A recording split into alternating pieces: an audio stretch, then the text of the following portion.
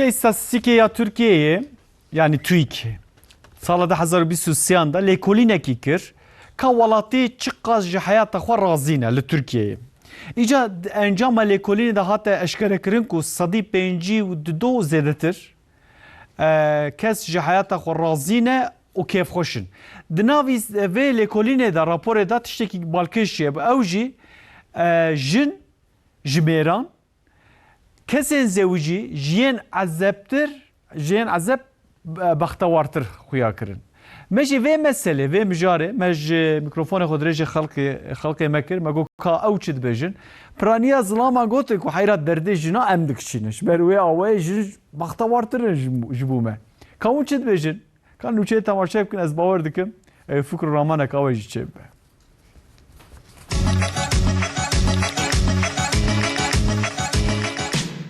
TÜİK'ê di 2023 de lêkolînek kir ka welatî çi qas ji heyata xwe razî ne û kêfxweş in. Encamê lêkolînê eşkere bûn. Li gorî lêkolînê li Tirkiyeyê ji sedî pêncî û du heftê însanan ji jiyana xwe razî ne û bextewar in. Jin li gorî mêran bêhtir bextewar û kêfxweş in. Yani bir behtir pirek keyif li gor azlama. Her tiştê olumlu medzinin. Yani بعشق تكن يعني زلام بهتر قحروكن. اجتماع بيرك her şekilde mutlu tkin. Zlamaji mutlu tkin ekstradan bir türlü mutlu nabın zaten. Her zaman sinirlina, problemlina. Tçi bir devana memnunen. Mesela abra mutlu tkin hunaki. Yani kiye behtir keyfin. بيرك çetir keyfen. Çetir dıştağının çetir keyfen dkanın. Ya derdi İslam'a zede ya. Sorumluluk serpişte var ya. Pirekti sorumluluk var nina.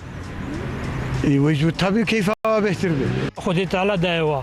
Başa gelo rewşa kesên zewicî û ezeb çawaye.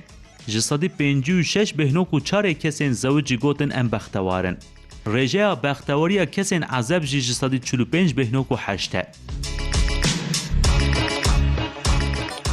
Sanki bu زوجي bir behtir keyif avi hayal gora yazım.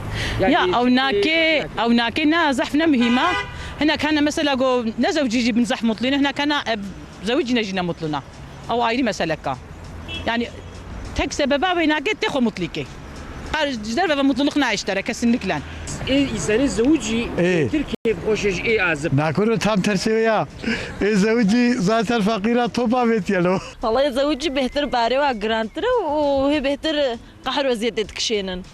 يعني شخيقنا زوجي çetira. Jinên zewicî li gorî mêrên zewicî bêhtir bextewar in. Rêjeya bextewariya jinên zewicî ji sedî pêncî û neh bêhnok û pênc e ya mêrên zewicî jî ji sedî pêncî û sê bêhnok û du ye. Peki İslam mı çava ko keyif hoş ki? Keyif hoş nabi. Ve şartta da keyif hoş nabi. Hoş nabi. Na zor.